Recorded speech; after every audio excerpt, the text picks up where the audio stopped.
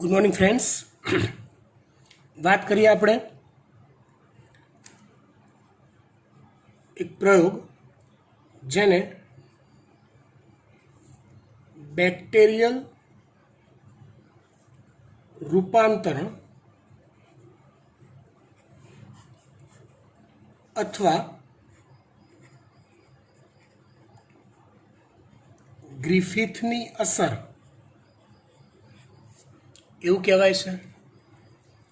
Bacterial રૂપાંતરણ અથવા ગ્રિફિથની અસર. ચેપ્ટર ચાલી રહ્યું છે આનુવંશિકતાનો આણ્વીય આધાર. મીન્સ આખું ચેપ્ટર ડીએનએ અને ડીએનએની કાર્ય પદ્ધતિ એની ઇર્દ ગિર્દ ફરતું હોય છે. આ પણ એવી જ કંઈક થિયરી છે, ગ્રિફિથની અસર અથવા બેક્ટેરિયલ રૂપાંતરણ. જો એક રોગ છે જેને આપણે ન્યુમોનિયા કહીએ છીએ.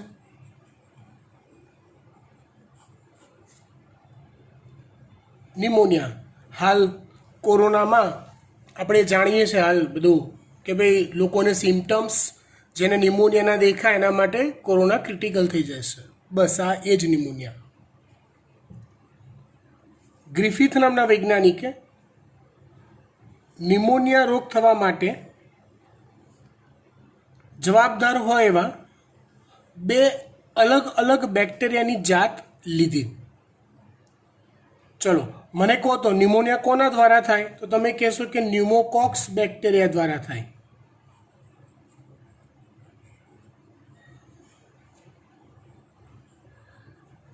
કોના દ્વારા થાય?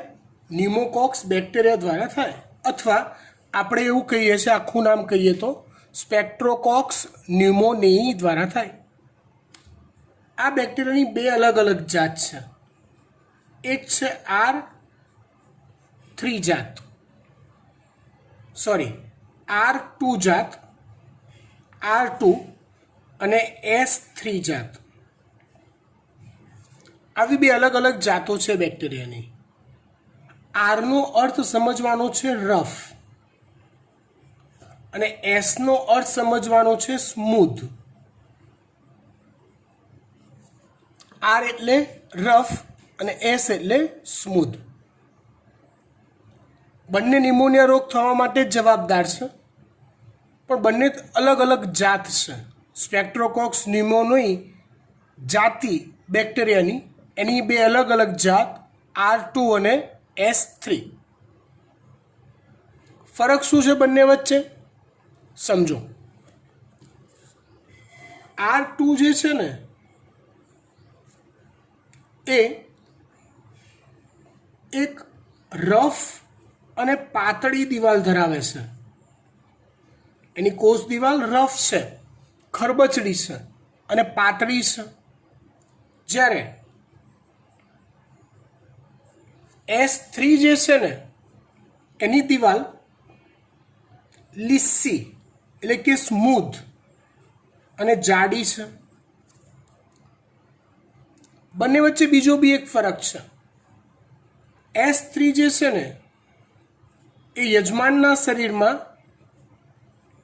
ઝેરી દ્રવ્યનો સ્ત્રાવ કરે છે અને રફ R2 એવા કોઈ ઝેરી દ્રવ્યનો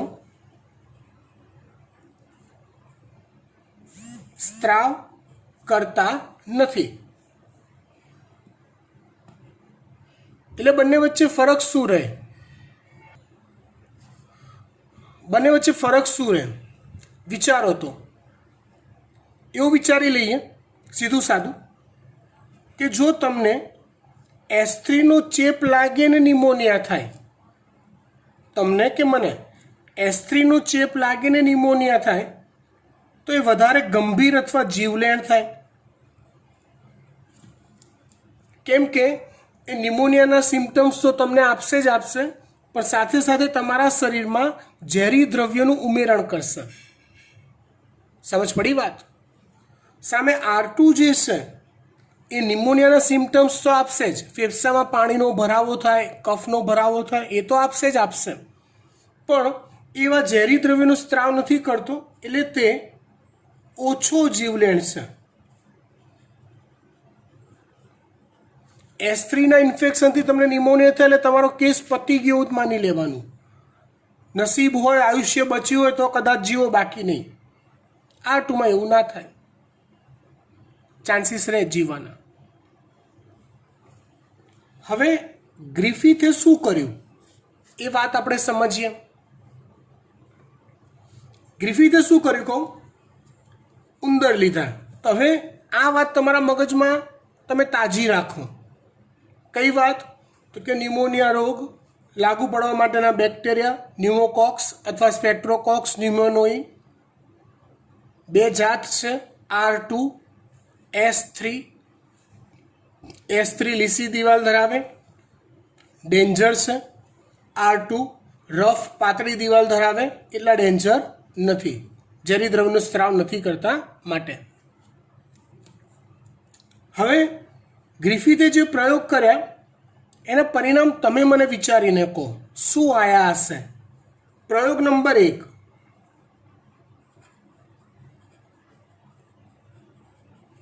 ગ્રિફિથનો પ્રયોગ નંબર 1. ગ્રિફિથે શું કર્યું? તો કે કેટલાક ઉંદર લીધા પ્રયોગશાળામાં. એ ઉંદરને ઇન્જેક્શન સિરિંજથી R2 બેક્ટેરિયાની રસી, એ R2 બેક્ટેરિયાને જીવતા એના શરીરમાં દાખલ કર્યા. શું પરિણામ મળે? વિચારો તો. હા, બધા ઉંદર બચી જશે,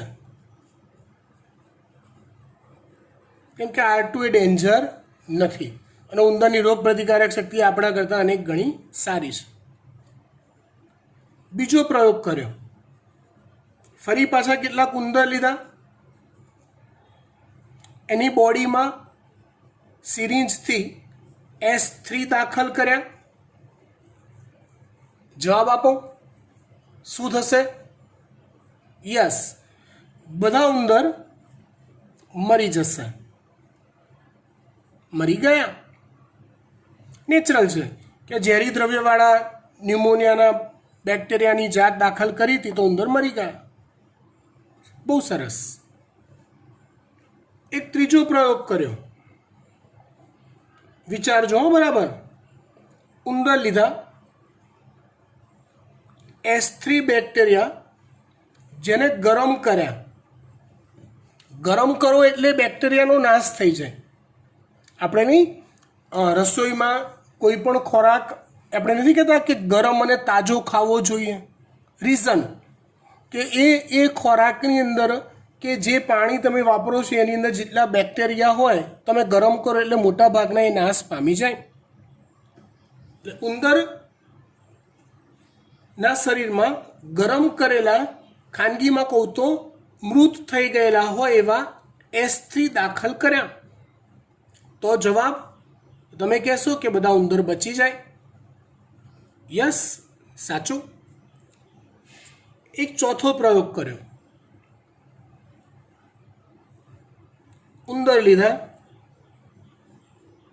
એના શરીરમાં S3 ને ગરમ કરી અને દાખલ કર્યા, સાથે સાથે નોર્મલ R2 દાખલ કર્યા. નોર્મલ R2 દાખલ કર્યા, ગરમ કર્યા વગરના જીવતા. That's a turning point. Yes, વિચારો શું થયું હશે?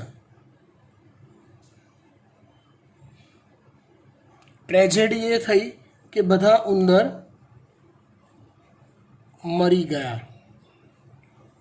બે યાર, તમે સીધું કહું યાર, જો એ બચી ગયા હોત ને તો આ પ્રયોગ તમારા ભણવામાં આવ્યો જ ના હોત. As simple as you think. તમે જેટલું સિમ્પલ વિચારો છો જે એવું જ થયું હોત કે ભાઈ આને ગરમ કરે એટલે આ તો મૃત થઈ ગયા, આ તો એવું કંઈ ઝેરી દ્રવ્યોનો સ્ત્રાવ કરતા નથી એટલે બધા ઉંદર બચી ગયા. જે બચી જ ગયા હોત તો આ પ્રયોગ ભણવામાં આવ્યો જ ના હોત. So simple. Understand that? Very good. હવે એ મરી ગયા એ ટ્રેજેડી છે, શોધવું પડે. તો ગ્રિફિથે શું કર્યું? તો કે પ્રયોગ નંબર 4ના જ્યાં મરેલા ઉંદર હતા ને, વિચારજો હો ધ્યાનથી, જ્યાં મરેલા ઉંદર હતા ને એનું પોસ્ટમોર્ટમ કરાયું. પ્રયોગ 4ના મરેલા ઉંદરોનું શું કરાયું? પોસ્ટમોર્ટમ. તો મજા આવી, આશ્ચર્ય થયું કે મરી ગયા તો એમના બ્લડમાં પોસ્ટમોર્ટમમાં રિપોર્ટ એવો આવ્યો કે એમના બ્લડમાં S3 જીવતા S3ની હાજરી જોવા મળી. આ ટ્રેજેડી નથી યાર, બસ એ ટ્રેજેડી ગ્રિફિથની અસર અથવા પ્રયોગ કહેવાય. એકચ્યુઅલી આ પરિણામ મળ્યું, પણ શું બન્યું એક્ઝેક્ટલી એ ગ્રિફિથને ખબર ના પડી. પણ આશ્ચર્યજનક હતું, કંઈક લોચા હતા. તમે સમજી શકો છો ને બેટા હું શું કહેવા માગું છું? ઉંદરમાં S3 ગરમ કરીને નાખ્યા હતા, જે મરેલા નાખ્યા હતા.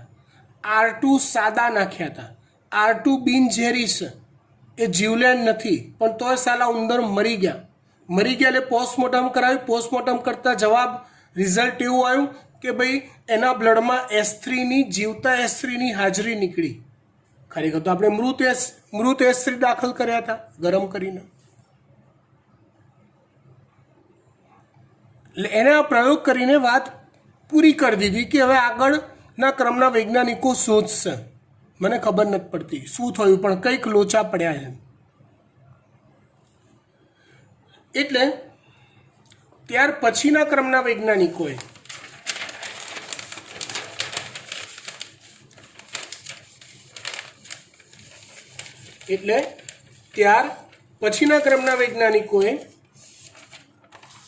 એ સંશોધનને આગળ વધાર્યું. વાત આપણે કરવી છે પ્રયોગ 4ની. ગ્રિફિથની અસર પ્રયોગ 4. શું થયું હતું એમાં? તો કે ઉંદર લીધા હતા, એમાં S3ને મૃત કરીને દાખલ કર્યા હતા. R2 બેક્ટેરિયાને જીવિત દાખલ કર્યા હતા, અને બધા ઉંદર મરી ગયા હતા. આટલું સ્ટેટસ હતું આપણી પાસે. સંશોધન કરતા એવી ખબર પડી કે આ જે S3 બેક્ટેરિયા મરી ગયા હતા,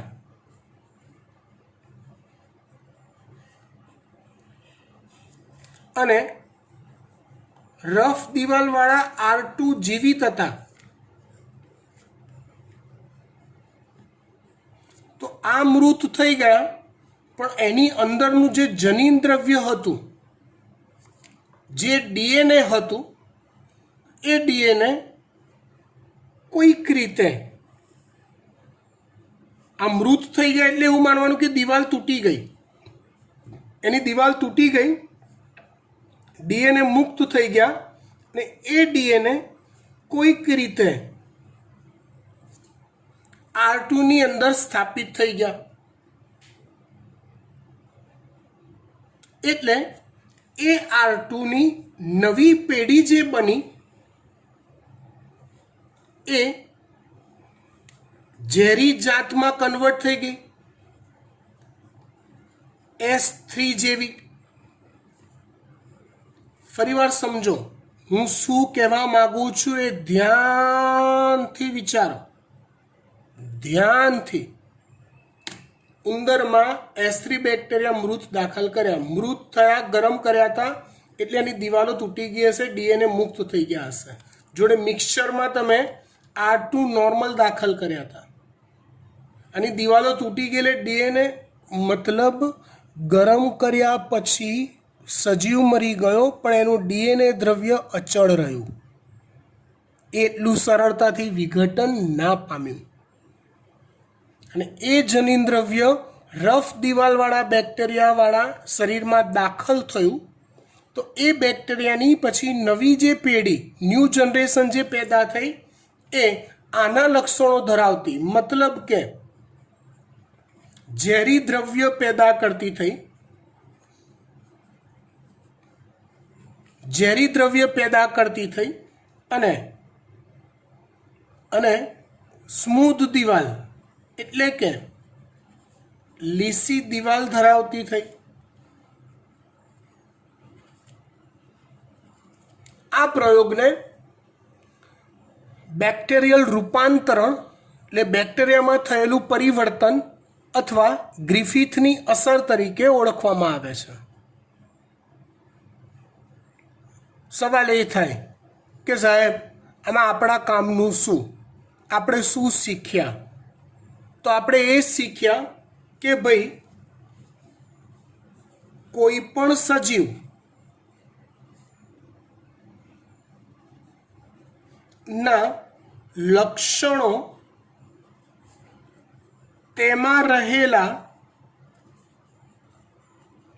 ડીએનએ નક્કી કરે છે. બને કે આખે આખું સજીવ બદલાઈ જાય.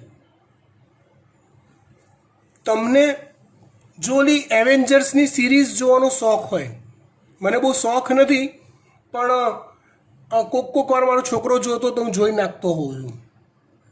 એમાં ઓલો હલ્ક આવે, ખબર છે, બહુ ઊંચો બોડી બિલ્ડર, ગુસ્સાવાળો. એની છેલ્લી સિરીઝમાં એવું હતું કે પરમેનન્ટલી એવો થઈ ગયો. એવું ક્યારે થયું? હાલ સાયન્સમાં પ્રેક્ટિકલી એ શક્ય નથી, પણ એ સાયન્સની નવી પેઢી બતાવતું પિક્ચર છે એવેન્જર્સવાળું. શું થયું કે સજીવની અંદર જો જનીન દ્રવ્ય નવા ઉમેરાયા તો એ સજીવના લક્ષણોમાં ધરમૂળથી પરિવર્તન આવી ગયું. મતલબ લક્ષણ ભલે સજીવના આખા શરીરમાં જોવા મળતા હોય, આખું બોડી એ લક્ષણ પ્રદર્શિત કરતું હોય, પણ એ લક્ષણનો પાયો ડીએનએ છે. તમારામાં જે પ્રકારના ડીએનએ છે એવું ઇમેજિનેશન કરો યાર, કે તમારી અંદર રીંછના વાળ માટેના જનીનો જો દાખલ કર્યા કે એવા બીજા કોઈ બી ઇમેજિનેશન કરો અને એ સક્સેસફુલી જ દાખલ થઈ ગયા કોષમાં અને એક્ટિવ બી થયા.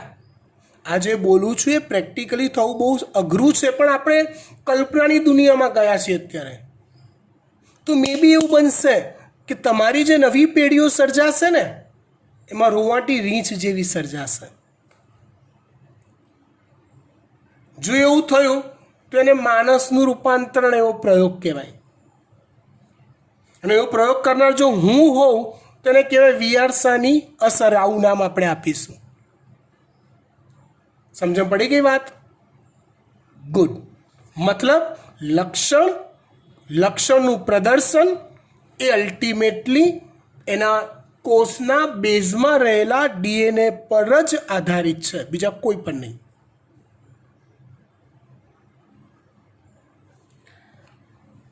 આવો એક બીજો પ્રયોગ શીખવાડું જેને બેક્ટેરિયલ પરાંતરણ કહેવાય છે.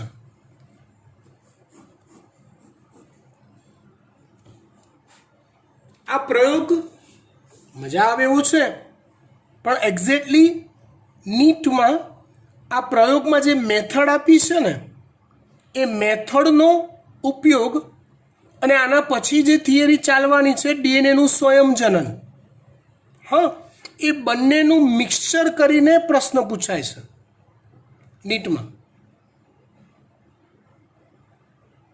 કેવી રીતે? તો કે સમજો. પહેલાં તો કેટલુંક બેઝિક નોલેજ તમને આપી દઉં કે તમે બેક્ટેરિયોફેજ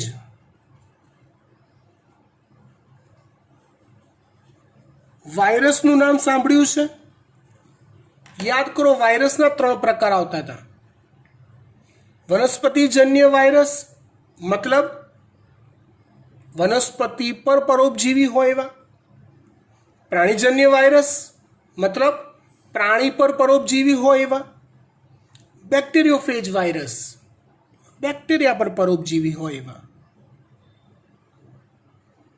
હે ને? અહીંયા વાત છે બેક્ટેરિયોફેજ વાયરસની. હું એક સિમ્પલ સ્ટ્રક્ચર બનાવું છું નોલેજ માટે.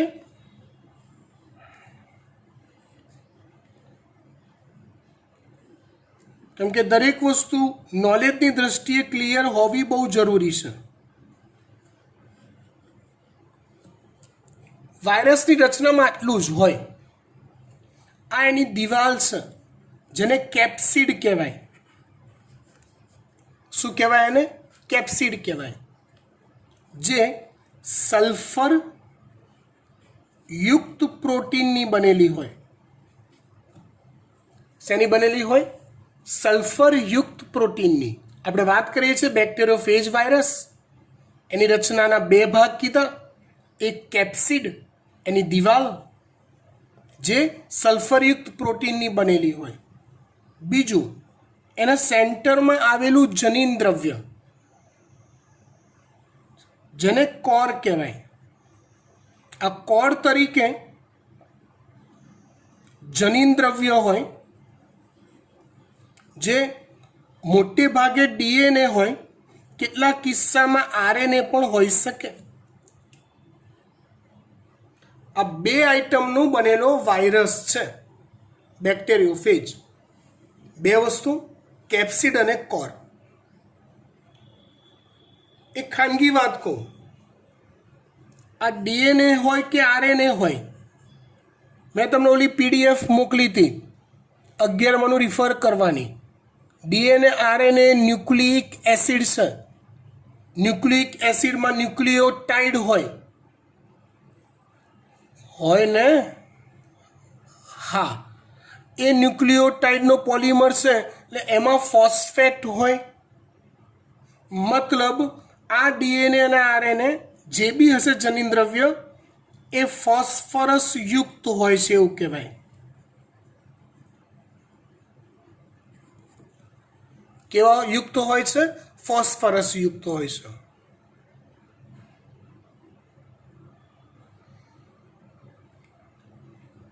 હવે આ બેઝિક વાત મારે સમજાવી હતી. થોડુંક આગળ વધીએ.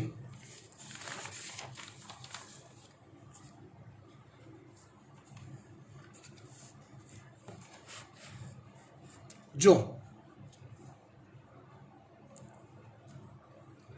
આ ધારો કે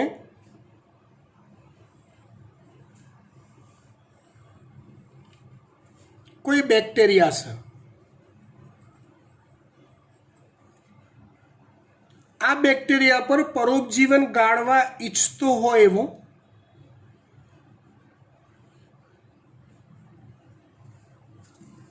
આ કોઈ બેક્ટેરિયોફેજ વાયરસ છે.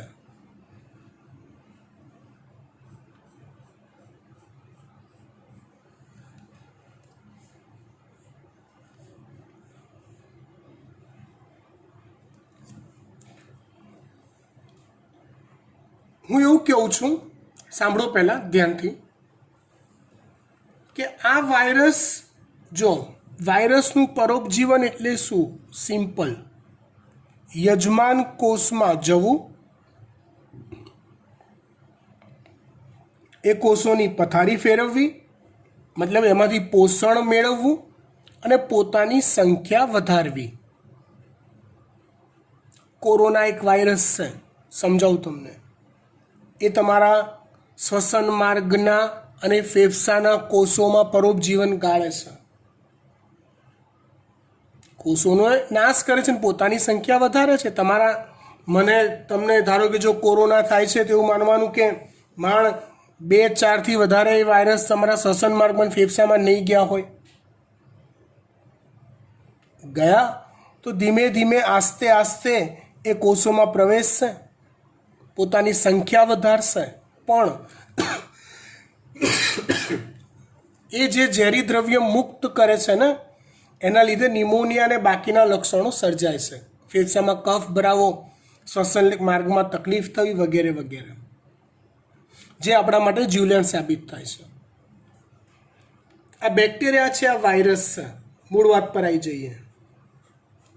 આ બેક્ટેરિયોફેજ વાયરસ, આ વાયરસ આના પર પરોપજીવન કઈ રીતે ગાળે છે? તો પહેલાં તો એના સંપર્કમાં આવશે. તમને યાદ હોય તો બેક્ટેરિયાની સપાટી પર આવા પીલી કે ફિમ્બરી હોય છે. બેક્ટેરિયાના કોષ સાથે કનેક્શન મેળવવા માટેના. તો વાયરસ પીલી કે ફિમ્બરી સાથે કનેક્ટેડ થાય છે. બેક્ટેરિયોફેજ પીલી કે ફિમ્બરી સાથે કનેક્ટેડ થાય છે. પછી શું કરે છે? તો કે બેક્ટેરિયાનો કોષ એટલો મોટો નથી કે આખો વાયરસ પ્રેમથી અંદર આવી જાય. એની દિવાલો એને એલાઉ નથી કરતી. એટલે આ વાયરસ શું કરે ખબર છે? કહું. એ વાયરસ એવું કરે કે પોતાની અંદર એનું જે જનીન દ્રવ્ય છે ને, એ જનીન દ્રવ્યને ખાલી બેક્ટેરિયાના કોષમાં અંદર એન્ટર કરે. જુઓ યાર, જુઓ, આગલો જે ગ્રિફિથનો પ્રયોગ હતો એની લિંક અહીંયા સેટ થઈ. વાયરસે એવું કીધું કે બકા, મારે તારી અંદર પરોપજીવન ગાળવા માટે પૂરેપૂરા અંદર આવવાની જરૂર જ નથી. તારા માટે મારું જનીન દ્રવ્ય ખાલી કાફી છે. કેમ? લક્ષણો જનીન દ્રવ્યથી જ આવે છે. લક્ષણો જનીન દ્રવ્યથી જ આવે છે. તો એ પોતાનું જનીન દ્રવ્ય અંદર દાખલ કરી દેશે બેક્ટેરિયાના કોષમાં. પછી એ જનીન દ્રવ્ય સ્વયંજનન કરી પોતાની સંખ્યા વધારશે.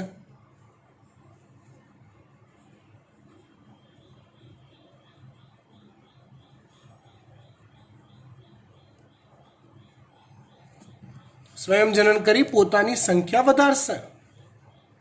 સંખ્યા વધારી પોતાના લક્ષણો પ્રદર્શિત કરશે.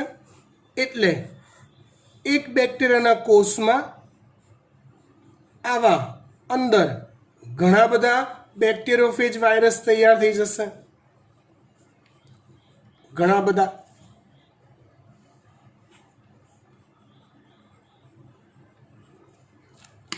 આ રીતે પોતાનો ફેલાવો કરે છે.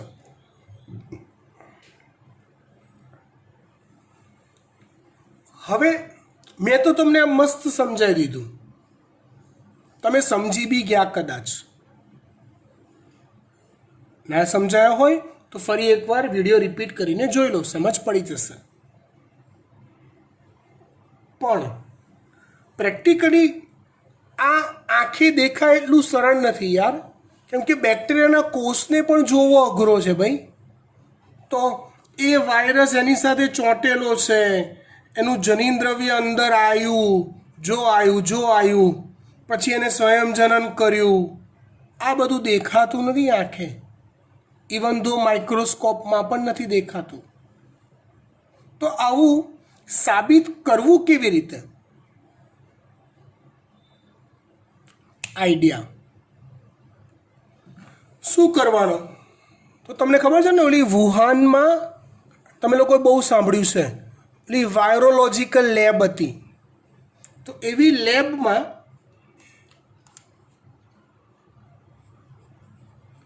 લેબમાં આ જે ફેજ વાયરસ છે ને, એનું સંવર્ધન કરવાનું, એટલે કે એનું ગુણન કરવાનું, એટલે કે એનું આર્ટિફિશિયલ એની સંખ્યા વધારવાની લેબોરેટરીમાં. પણ એ સંવર્ધન જે માધ્યમ હોય ને, ધ્યાન આપજો, એકદમ ધ્યાન આપજો, મેઇન વાત આવે છે. એ જે સંવર્ધન માધ્યમ હોય ને બેટા, એ માધ્યમની અંદર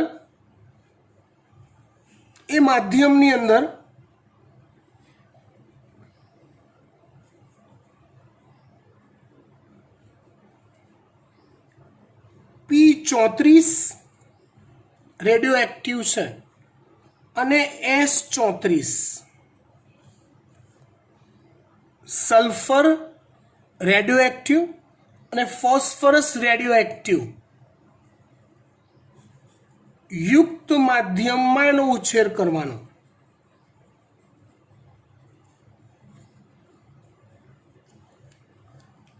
તમે થોડાક તો સ્માર્ટ છો જ. લેબમાં મેં શું કર્યું તો કે બેક્ટેરિયોફેજ વાયરસ લીધા, એનો ઉછેર કરવાનો ચાલુ કર્યો અને ઉછેર કરવા માટે જે માધ્યમમાં બીજું બધું નીડ હોય પોષક દ્રવ્યોની ને બધી એ તો રાખી જોડે જોડે એ ઉછેર માટે માધ્યમમાં રેડિયો એક્ટિવ ફોસ્ફરસ અને રેડિયો એક્ટિવ સલ્ફર એને એડ કર્યો.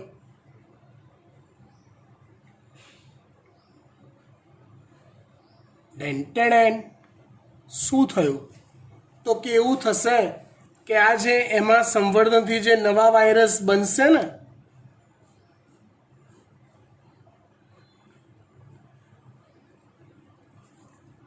સંવર્ધિત નવા વાયરસ જે બનશે ને એ વાયરસની જે દિવાલો હશે ને દિવાલ જો મેં આગળ કીધું હતું સલ્ફરયુક્ત પ્રોટીનની હોય. Is it? હા. તેની જે દિવાલ હશે ને એ રેડિયો એક્ટિવ સલ્ફર ધરાવતી હશે અને એનો જે આ જનીન દ્રવ્ય જે હશે ને એ રેડિયો એક્ટિવ ફોસ્ફરસ ધરાવતી હશે. હા, સમજણ પડી ગઈ તમને? રેડિયો એક્ટિવ આવ્યું ને એટલે તમને ખબર પડી ગઈ કે જુદા જુદા વિકિરણયુક્ત માધ્યમમાં રેડિયો એક્ટિવનું પ્રસ્ફુરણ જોઈ શકાય અને એની નોંધ લઈ શકાય. વૈજ્ઞાનિકોએ શું કર્યું? આવા વાયરસ લીધા, ધ્યાન આપજો, આવા લેબમાં તૈયાર કરેલા કે જેની દિવાલ સલ્ફરયુક્ત રેડિયો એક્ટિવ સલ્ફરયુક્ત હોય અને એનું જનીન દ્રવ્ય રેડિયો એક્ટિવ ફોસ્ફરસ યુક્ત હોય.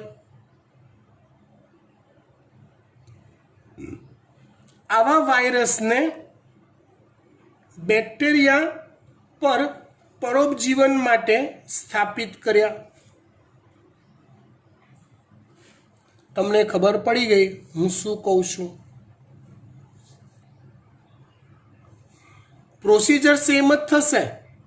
એ વાયરસ પોતાનું જનીન દ્રવ્ય બેક્ટેરિયામાં દાખલ કરશે અંદર. થયું શું ખબર છે? તો કે એવું થયું કે થોડીક વાર પછી, થોડાક સમય પછી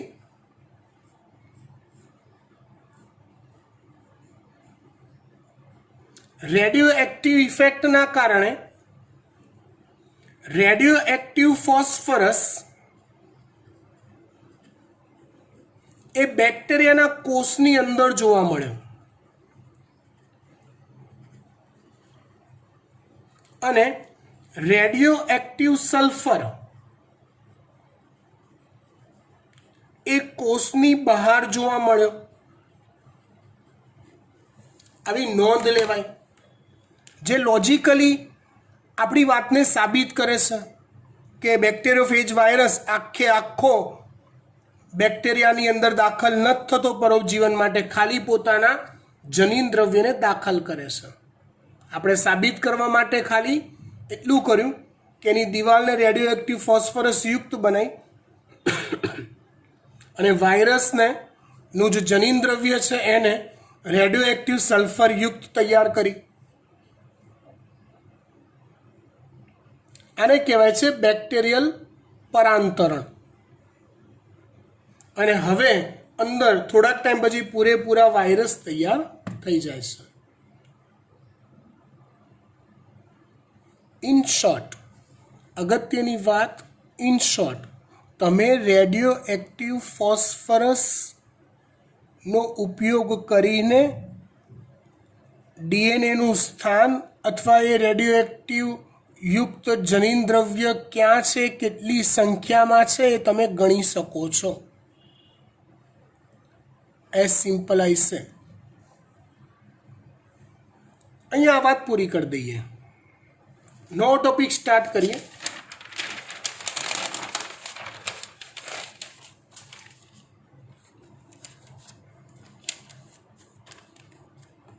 જેને આપણે કહીએ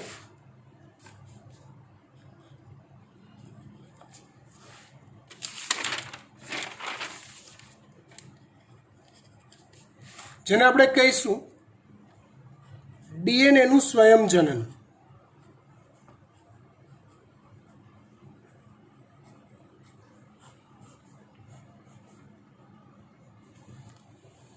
જેને આપણે કહીશું ડીએનએનું સ્વયંજનન.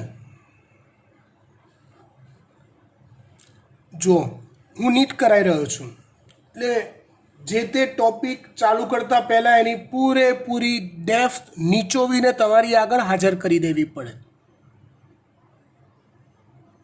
ડીએનએનું સ્વયંજનન શબ્દ આપણે ક્યાંક સાંભળ્યો છે. એ જ્યાં સાંભળ્યો છે ને એના બેઝ પર પહેલાં તો જઈએ અને પછી આ થિયરી ચાલુ કરીએ. જો કોષ ચક્ર યાદ કરો.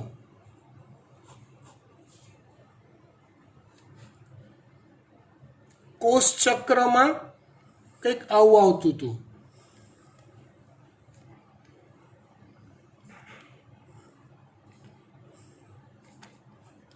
વિભાજન તબક્કો અને બીજું આવે આંતરાવસ્થા.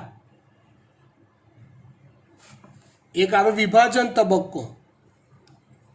વિભાજન તબક્કો મતલબ પૂર્વાવસ્થા, ભાજનાવસ્થા, ભાજનોત્તર અવસ્થા, અંત્યાવસ્થા, કોષરસ વિભાજન એવું. બીજું આવશે આંતરાવસ્થા.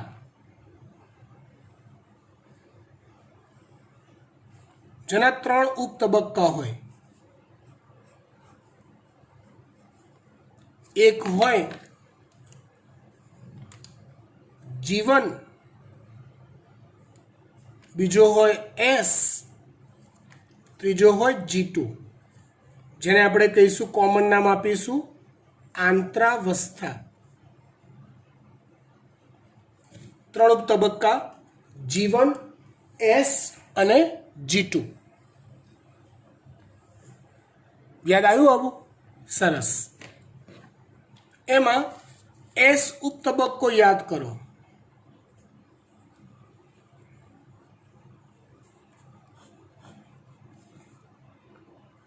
તો એસ તબક્કામાં આપણે એવું શીખતા હતા કે રંગસૂત્ર દ્રવ્ય બેવડાય છે. એસ તબક્કામાં આપણે એવું શીખતા હતા કે રંગસૂત્ર દ્રવ્ય બેવડાય છે. એ એસની શરૂઆતમાં 2C હોય તો એ 4C થાય છે. આવું આવતું હતું. નથી યાદ આવતું? કોષ વિભાજનનો ફરી એકવાર અભ્યાસ કરી લો, આઈડિયા આવી જશે. તો આંતરાવસ્થાના એસ ઉપ તબક્કા દરમિયાન કોષમાં રહેલા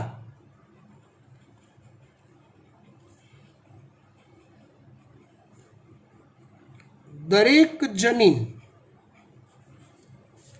બેવડાય છે, ડબલ થાય છે. તો જ એ જનીન દ્રવ્ય 2C માંથી 4C થાય છે. થોડુંક ઓર ડીપમાં જઈએ. જ્યારે આપણે સમસૂત્રી ભાજન ભણીએ ને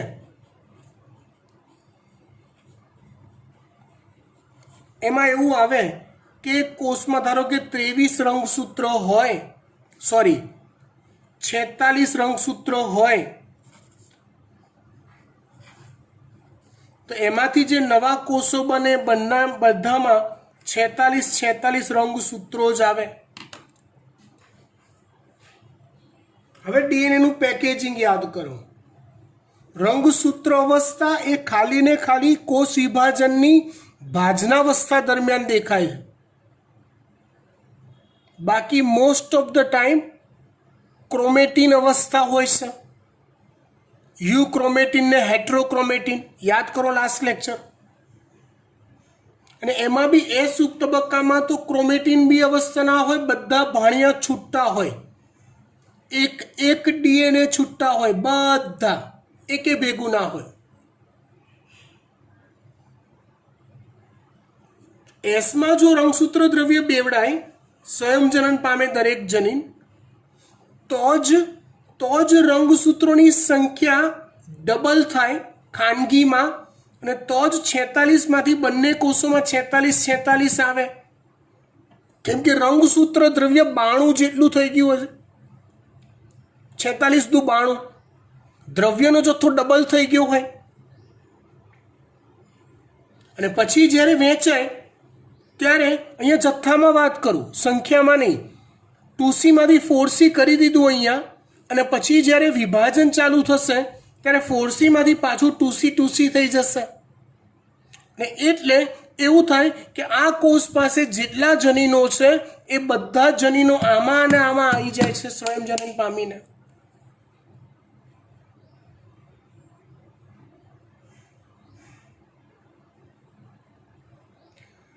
ખબર પડી વાત?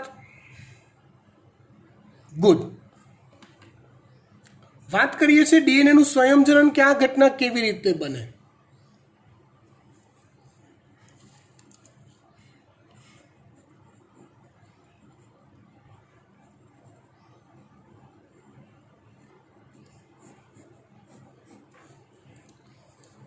ડીએનએ નું સ્વયંજનન એક્ઝેક્ટલી જોવા જઈએ તો અર્ધરૂઢિગત થાય છે.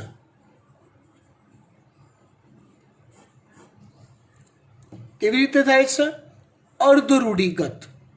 અર્ધરૂઢિગત એટલે શું? તો ધારો કે આ એક ડીએનએ છે,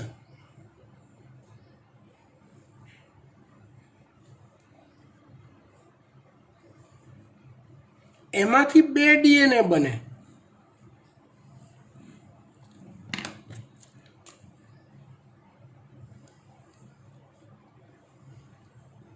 આ રીતે અહીંયા એવું માનો કે આ બ્લેક કલરનો છે ઓલ્ડ ડીએનએ છે, અને આ બંને ન્યૂ ડીએનએ છે. બ્લેક કલરનો ઓલ્ડ છે ને આ બંને ન્યૂ છે. તો સિમ્પલી મેં ઝેરોક્સ કાઢી એવું થયું. એક જૂનો ને જૂનો રહ્યો, બીજો આખો નવો આવ્યો. જો આવું થાય ને બેટા, જો આવું થતું હોય ને તો એને પૂર્ણ રૂઢિગત કહેવાય.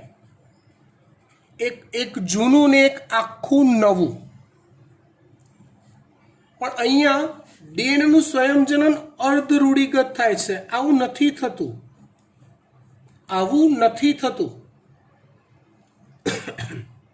અહીંયા શું થાય છે તો કે 2 ડીએનએ બને ને તો આ રીતે બને છે.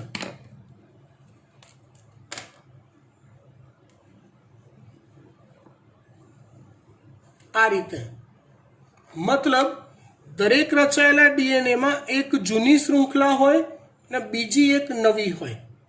એક જૂની શૃંખલા હોય અને બીજી એક નવી હોય.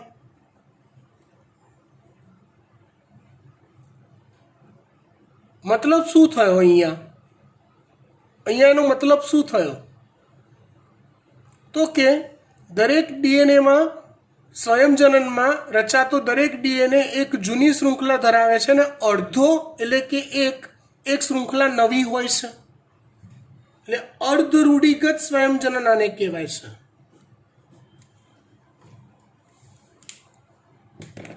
હવે આ અર્ધ રૂઢિગત સ્વયંજનનની એક્ઝેક્ટલી મેથડ કેવી છે એ હું તમને નેક્સ્ટ લેક્ચરમાં સમજાવીશ. પણ આ મેથડ પરથી મેં તમને ગણિત શીખવાડી દીધું કે એક ડીએનએમાંથી જ્યારે સ્વયંજનન થઈને 2 ડીએનએ બને તો એ બંનેમાં એક શૃંખલા જૂની હોય ને એક નવી હોય.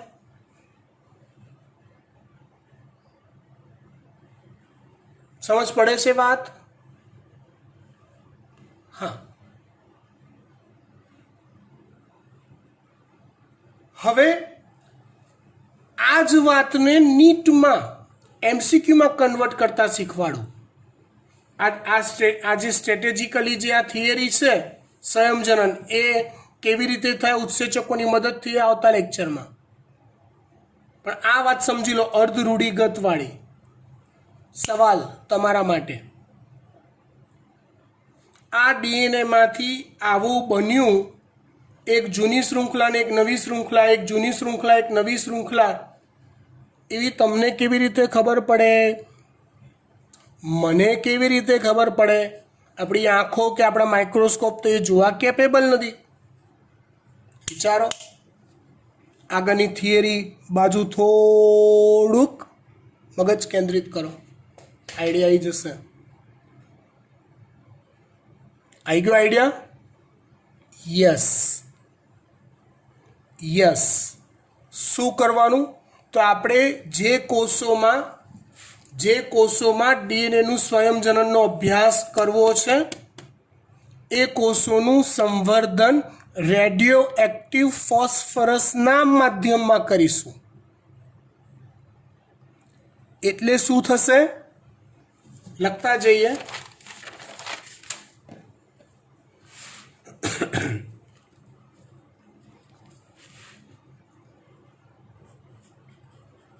ડીએનએના સ્વયંજનનનો અભ્યાસ કરવા રેડિયો એક્ટિવ ફોસ્ફરસના માધ્યમમાં પ્રક્રિયા કરાવાય છે. ઇટ મીન્સ આ જે નવી શૃંખલાઓનું સંશ્લેષણ થશે, એમાં જે ફોસ્ફરસ જોડાશે એ બધો જ ફોસ્ફરસ રેડિયો એક્ટિવ હશે. આથી રચાતી નવી શૃંખલાઓમાં આવતો કે સંશ્લેષિત થતો ફોસ્ફરસ રેડિયો એક્ટિવ હશે. એના પરથી નવી શૃંખલા અને જૂની શૃંખલાને અલગ ઓળખી શકાશે. અહીંયા જે બ્લેક શૃંખલા છે જૂની નેચરલ છે, જે રેડિયો એક્ટિવ ફોસ્ફરસ નથી ધરાવતી. રેડ શૃંખલા છે નવી છે, પણ એ શૃંખલા બનવામાં વપરાતો ફોસ્ફરસ ઓલવેઝ રેડિયો એક્ટિવ હશે.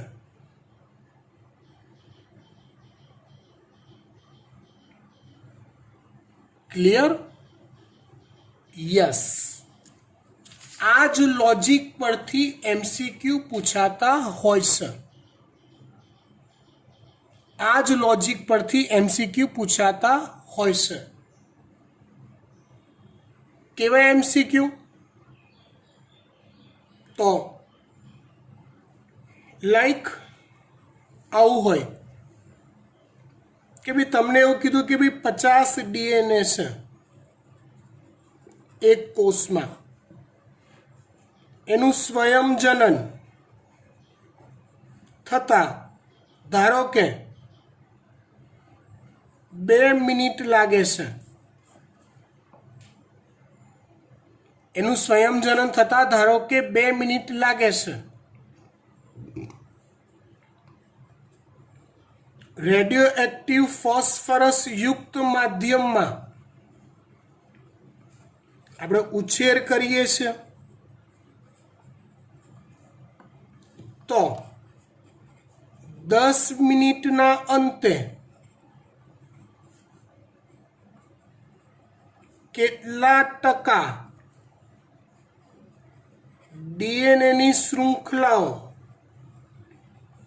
અથવા ડીએનએનો જથ્થો કેટલા ટકા રેડિયો એક્ટિવ હશે?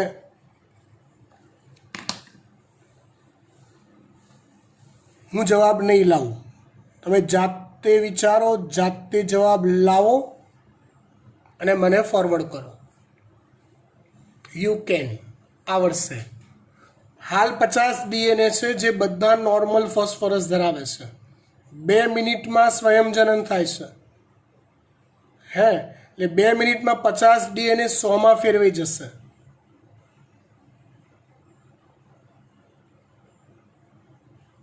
સો ડીએનએ જે બનશે ને એમાંથી અડધ જથ્થો 50% જેવો જથ્થો રેડિયો એક્ટિવ હશે.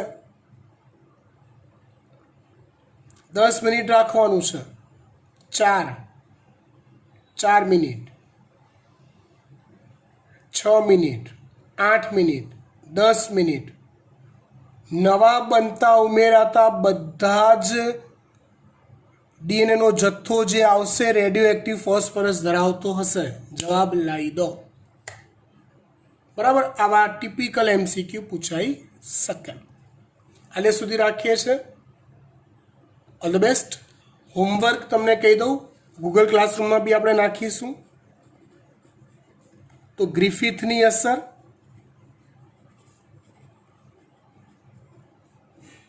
પરાંતરણ અને